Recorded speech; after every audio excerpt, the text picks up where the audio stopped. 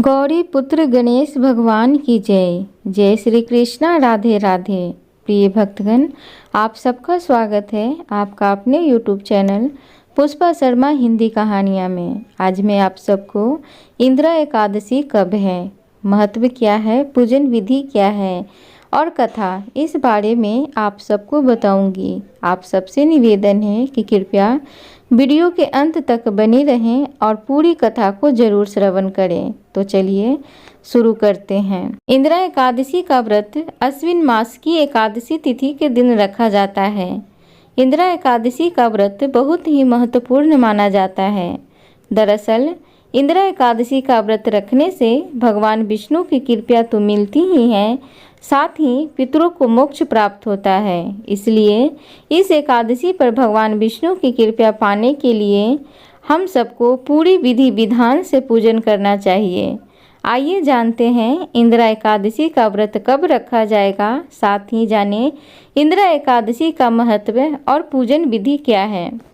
हिंदी पंचांग के अनुसार एकादशी तिथि का आरंभ 27 सितंबर शुक्रवार को दोपहर 1:19 पर होगा और 28 सितंबर को दोपहर 2:50 पर एकादशी तिथि समाप्त होगी।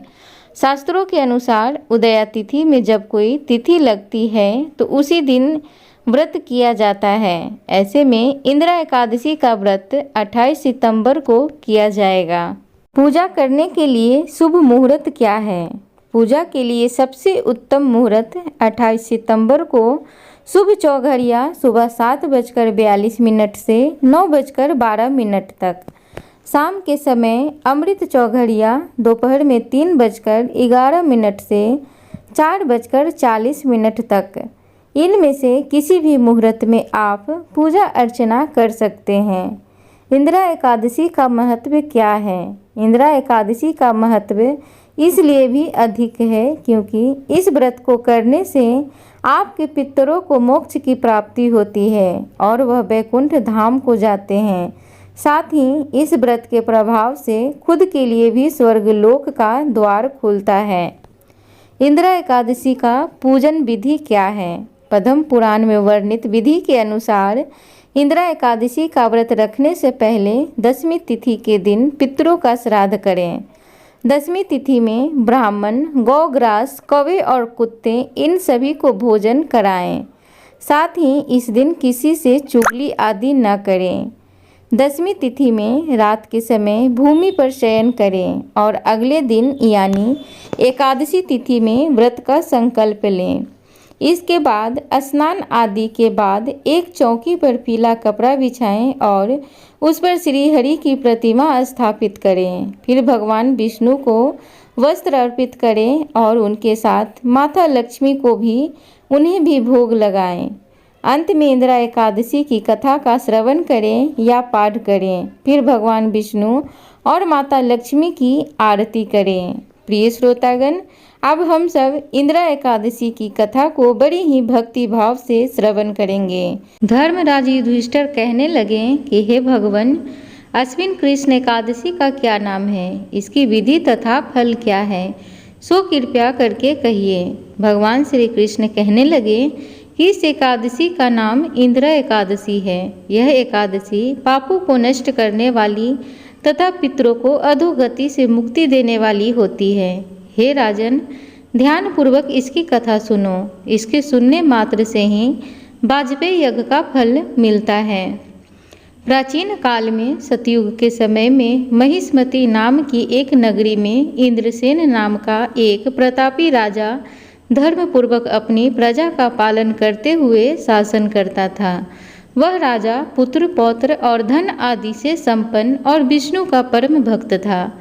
एक दिन जब राजा सुखपूर्वक अपनी सभा में बैठा था तो आकाश मार्ग से महर्षि नारद उतरकर उसकी सभा में आए। राजा उन्हें देखते ही हाथ जोड़कर खड़ा हो गया और विधि पूर्वक आसन व अर्घ्य दिया। सुख से बैठकर मुनि ने राजा से पूछा कि हे राजन, आपके सातों अंग कुशल पूर्वक तो हैं, तुम्हारी बुद्धि धर्म में और तुम्हारा मन विष्णु भक्ति में तो रहता है। देवर्षि नारद की ऐसी बातें सुनकर राजा ने कहा, हे महर्षि, आपकी कृपा से मेरे राज्य में सब कुछ कुशल है तथा मेरे यहाँ यज्ञ कर्मादि सुकृत हो रहे हैं। आप कृपया करके अपने आने का आगमन का कारण कहिए। तब ऋषि कहने लगे कि हे राजन, आप आश्चर्य देने वाले मेरे वचनों को सुनो। मैं एक समय ब्रह्मलोक से यमलोक को गया। वहाँ श्रद्धापूर्वक यमराज से पूजित होकर मैंने धर्मशील और सत्यवान धर्मराज की प्रशंसा की। उसी यमराज की सभा में महान ज्ञानी और धर्मात्मा तुम्हारे पिता को एकादशी का व्रत भंग होने के कारण देखा। उन्होंने संदेशा दिया है, सो मैं तुम्हें कहता हूँ। उन्होंने कहा कि पूर्व जन्म में कोई विघ्न हो जाने के कारण मैं यमराज के निकट रह रहा हूँ। सो हे पुत्र, यदि तुम अश्विन कृष्णा एकादशी का व्रत मेरे निमित्त करो तो मुझे स्वर्ग की प्राप्ति हो सकती है। इतना सुनकर राजा कहने लगे कि हे महर्षि, आप इस व्रत की विधि मुझसे कहिए। नारद जी कहने लगे, अश्विन माह की कृष्ण पक्ष की 10वीं के दिन प्रातःकाल श्रद्धापूर्वक स्नान आदि से निवृत्त होकर पुनः दोपहर को नदी आदि में जाकर स्नान करें। फिर श्रद्धापूर्वक पितरों का श्राद्ध करें और एक बार भोजन करें। प्रातःकाल होने पर एकादशी के दिन दातुन आदि करके स्नान करें। फिर व्रत के नियमों को भक्तिपूर्वक ग्रहण करता हुआ प्रतिज्ञा करें कि मैं आज संपूर्ण भोगों को त्याग कर निराहार एकादशी का व्रत करूँगा। हे अच्युतम, हे पुंडरीकाक्ष, मैं आपकी शरण में हूँ, आप मेरी रक्षा कीजिए। इस प्रकार नियम पूर्वक शालिग्राम की मूर्ति के आगे विधि पूर्वक श्राद्ध करके योग्य ब्राह्मणों को फलाहार का भोजन कराएं और दक्षिणा दें। पितरों के श्राद्ध से जो बच जाए उसको सूंघ कर गौ को दे दें तथा धूप दीप गंध पुष्प नैवेद्य आदि सब सामग्री से ऋषिकेश भगवान का पूजन करें। रात में भगवान के निकट जागरण करें। इसके पश्चात 10वीं के दिन प्रातःकाल होने पर भगवान का पूजन करके ब्राह्मणों को भोजन कराएं। भाई बंधुओं, स्त्री और पुत्र सहित आप भी मौन होकर भोजन करें।